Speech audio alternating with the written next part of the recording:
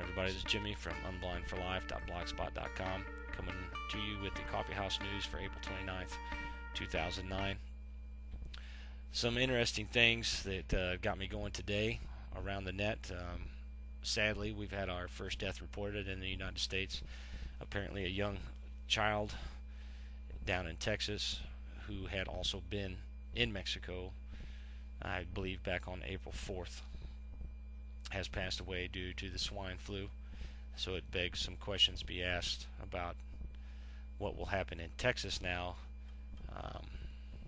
And apparently the virus has been reported in 4 other states. In California, in 29 Palms, there's a Marine Corps officer apparently who they believe may have it. We're waiting on some test results and keeping an eye on some of the Marines that were close to him. So hope for the best in that situation. Hoorah and Semper Fi. The World Health Organization has basically come out in a report and said, look, this thing's beyond containment. So at first they were trying to contain it at its source. It's way past that now. So they're urging governments to do what they can to slow the spread of it. The Mexican government has announced that all schools will be closed until at least May 6th. Some good news around the news. Apparently, the virus is very vulnerable to antiviral drugs like Tamiflu, and thanks to some global pandemic preparations done back in like the SARS era in 2003, the flu outbreak in Hong Kong, a lot of governments have stockpiled Tamiflu. Now, despite the fact that cases outside of Mexico haven't been that serious, one of the things that may contribute to that is waiting longer to get medical help and take antiviral drugs. But it could be that a more serious epidemic is to come around the rest of the world, other parts of the world. Because of all this hysteria up in Massachusetts, we've had a bill gone through the House there, or through the Senate, and a vote 36-0 to institute martial law if the governor sees fit to do so, if they should have a problem with the situation there. It still has to be passed by the House.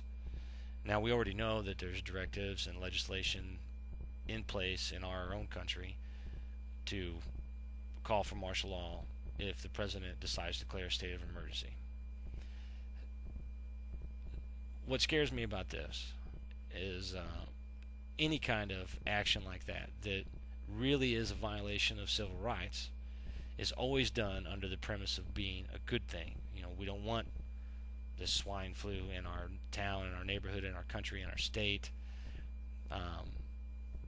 I personally don't believe that I need the military to help me. If somebody in my house is sick, I can quarantine people in my house.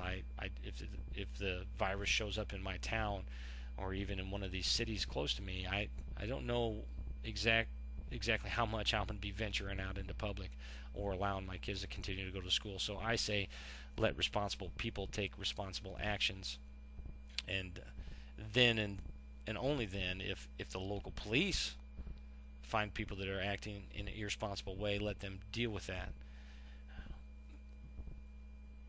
That's all I have to say about that. I don't want martial law. It's too easy to institute it again next time.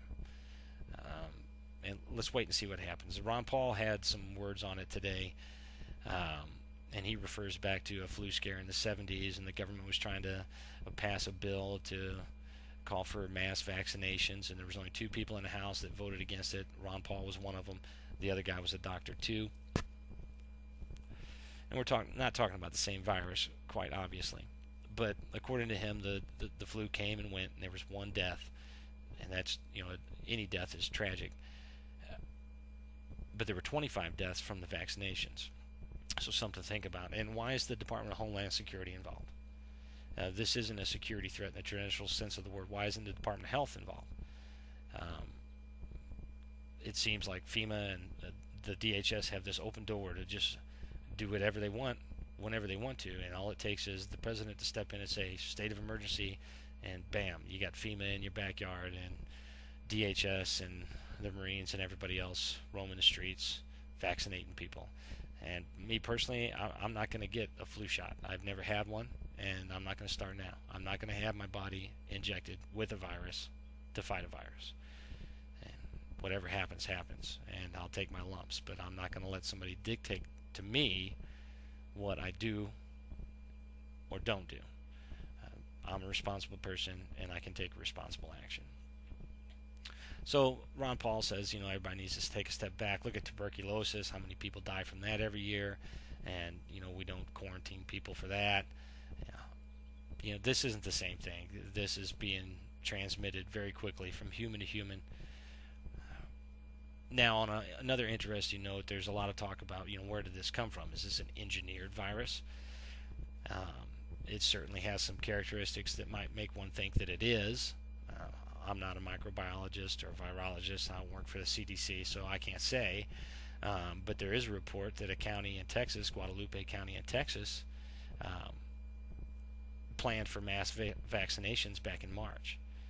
And that's not the only story out there that kind of parallels that. So, was there some word spread through certain networks, rumors that something like this might be coming? And let's not forget about what's going on in Fort Detrick, Maryland, and we'll probably never know really what's going on there, so all we can do is be left to speculate. So let's see, moving on from there, Obama's 100 days.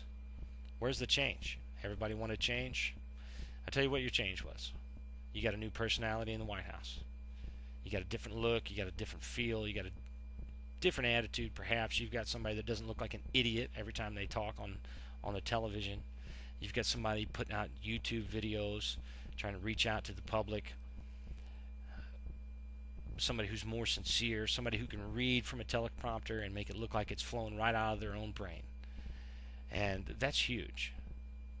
That's huge from a political standpoint, but it's not doing you a damn bit of good. That's huge when it comes time to get reelected, but it's not doing you a damn bit of good. Has the foreign policy changed? Absolutely not. We're talking about talk, but at the same time still making the same old postures, the same old sword rattling in these people's faces and trying to push our foreign policy onto other countries. And really our foreign policy is about money. It's about resources, land, and people, and having leaders in countries who will go along with what it is that we want. So has our government spending changed? Has our fiscal policy changed? Not a bit. It's gotten worse. Bush was an idiot. He, drove us into some crazy debt, and now we're just continuing it. I'm not an economist. I don't know if it's right or wrong, but it feels wrong. I know that. It seems to be, if I'm going to lose my house, who's going to come in and stop that? Nobody. It'll be blamed on my poor decision making or bad circumstances, something like that. But now a bank or some company, they're going to lose everything they've got, and all of a sudden we want to step in.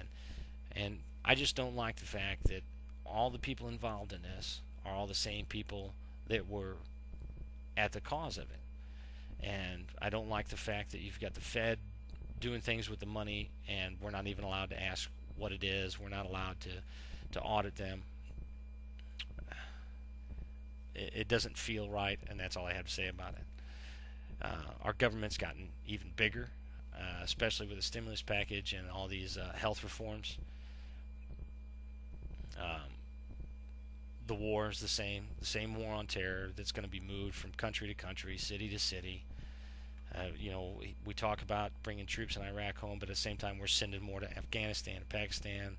We're still in Iran's face. We're still in South Korea or North Korea's face. There's nothing changed, and the war on terror it's a perfect situation because they can move it around as they want to, and they can even point it right back at you and me.